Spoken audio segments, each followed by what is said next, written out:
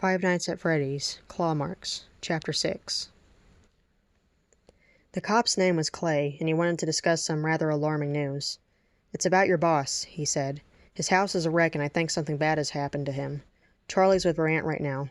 I was hoping you'd come to the, scene, just in case you find something we missed." Max felt his heart drop into his stomach. Why was Vicky right all the time? Worse, were the police going to somehow blame him for whatever Henry got caught up in? Yet Max agreed to go with Clay, since he knew Henry's family. As they drove down the dirt road and into the countryside, the sense of dread only worsened.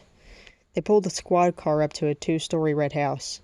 There were rose bushes on either side of the stairs that led to the front door, the third step evidently loose.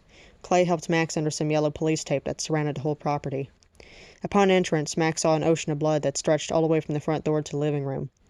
The air smelled very foul, and Max fought to choke down the bile, looking around until he saw the cause. What seemed to be Henry's remains was covered with a blue tarp. Gagging, Max asked, "Who did this?" Clay swallowed a lump in his throat as he pointed one trembling finger to a metallic object chained up in a corner of the room. It had burning silver eyes. Clay looked disconcerted by its appearance, but Max felt nothing. Nothing except grief and vengeance. The other cops only had a few questions for Max. They didn't see him as a suspect since the case had been dubbed a suicide. Henry had programmed that, whatever it was, to kill him. But why? Despite being a restaurant chain owner, his family was never truly rich. Any money Henry managed to scrape together was all lovingly spent on his daughter as well as improvement on the animatronics. Poor, yes. Crazy, no. Just sad about his wife and son. What if Will pushed him to do it? This thought wouldn't leave Max. Afton had been in jail once before, back in 1987, but it was only 24 hours in the slammer under the suspicion that he was connected to the 5 missing children's case. In the end, though, and against Clay's better judgment, Will was released and the case turned cold. There simply wasn't enough evidence. Maybe killing him was the answer, especially if he was, directly or indirectly, responsible for Henry's death. Max said nothing about Vicky's plans to police. This had to be done quickly and quietly. If anyone knew, Afton would bolt before Max had a chance. When he got home, the first thing Max did was take a nice long shower to clear the cobwebs from his brain. Then he went to the kitchen and chose the sharpest butcher knife he could find. It was able to be concealed, and it had a good blade. The handle was made of birchwood, so it wouldn't slip from Max's grasp. Max placed it in a brown satchel his wife bought him, then slung it over his shoulder and got in his car. By then it was daybreak, so he gunned straight for Freddy's. "I might as well live there," Max grumbled, clutching the steering wheel. Since Henry never showed up for work, the sign in the front window still read closed. William's car was out in front. Max parked next to his, taking a few deep breaths. He couldn't believe he was about to do this. After a while, he turned off the ignition and went inside. The walls still had all of those children's drawings on them. Some were actually pretty good, others were mere scribbles of unintelligible origin. Max wondered if Henry may have drawn some. He was so busy staring at them that he bumped right into Freddy. The animatronic bear snatched him up before he could back away, lifting him into the air so the guard was at eye level. Max, hyperventilating, didn't even struggle. Freddy just laughed and set him back down again. It was more like a sad laugh than his deep, jolly one. Obviously not interested in killing him. Freddy walked past Max and stared out the window, holding his top hat in one paw, waiting for something. Dumbfounded, Max decided not to chance his luck and proceeded backstage. Though Olivia's body was long gone, a chill lingered in the air, like a ghost that hadn't made it to the afterlife. Max sat down on the bench, waiting for William to come. After all Vicky had told him, this wasn't going to be a pleasant confrontation. In fact, this could get really bad. Max took the knife and hid it in his belt buckle, tucking his shirt over it. Then Will had entered the room. The purple-clad man popped down next to Max, looking aimlessly in a cardboard box he held in his lap. "You know, it's hardly worth coming back at all now that Henry's gone," he murmured. Max felt a chill, but he breathed deeply in an attempt to calm his nerves. Then he replied, "I don't think that's why we came back." "Right you are," Will said. "Somebody's got to run this place, and the show must go on." Clenching one fist, Max turned to Will. "Did you know he would do this?" Afton gave the engineer a confused look. "Of course not. How could I if his own family didn't see this coming?" Max noticed with some mild amusement that the man was getting a bit uncomfortable with this conversation. "I was just curious, because it certainly seems like you have little regard concerning Henry's death." Afton cleared his throat, inching away. "Don't be ridiculous. We're best buds." Max, knowing that chaos could be precious few seconds away, discreetly transported a knife behind his back. "Just the other day, you didn't seem upset by that girl dying either. You were wiping red splotches off your face, too." Like a spring, Will leapt up and wrapped his hands around Max's throat, slamming him against the wall.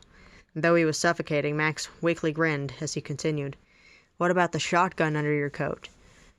Will sneered. "That little mutt told you, didn't she? Vicky!" he screamed, throwing Max to the floor. Max was ready for this. As Will jumped on him, the knife found its way into the purple man's ribcage. Much to Max's horror, it didn't even faze Will. Afton started strangling Max, who still had enough adrenaline left to punch him in the nose. Will moved his hands to his bleeding face for a mere second, but before Max could do much else, Afton tried to gouge the engineer's eyes out. Blind and squirming, Max ripped out the knife and swung. It struck Will's jaw with a crunch. Screaming, Afton shot to his feet, tearing the knife out and tossing it aside. Part of his cheek had been lacerated down to the gum line. "You did it. You killed those children," Max wheezed, scrambling away. Right when he got to his feet again, Will's body slammed him down. Max heard something, felt something shatter in his left arm. If he did cry out, the ringing in his ears prevented him from hearing it. Waves of pain radiated all throughout his arm, chest, and head. Warm liquid, perhaps blood or vomit, spilled down Max's chin. Afton took something from his pocket. "Yes, Max, and I'm just getting started." There was a loud boom, a flash of light. Then it all went dark. The rest was a blur. Max occasionally opened his eyes only to shut them again. His vision was disorienting, with the room spinning in a haze. His gut was a hard knot, like his insides frozen to ice. Any little sound made his brain want to explode. When Max came to, Freddy had carried him to his office and put him in the chair. Coughing out a mouthful of blood, Max whispered, "Freddy, is William gone?" The bear nodded. "Then please, go get help. Please, Freddy." Freddy walked away. Max tried to stand up but felt his weight buckle under him. Groaning in agony, Max looked down. A large hole gushed from his thigh. He had been shot. Scared, Max took his shirt off, grimacing when pain flared up in his arm once more, and tightened it above the injury site. The pain was remarkable. Max screamed, grinding his teeth. Panting, he staggered to his feet. He couldn't quite keep his balance and ended up falling into the wall. His arm was killing him. His thoughts kept him awake. Will probably took off, probably slashed Max's tires in case the fight didn't kill him. The engineer started to wish Vicky was there, helping him. He had come to like her despite her cruelty and micromanaging. She was a dangerous animatronic, yes, but there was something empathetic about her, too.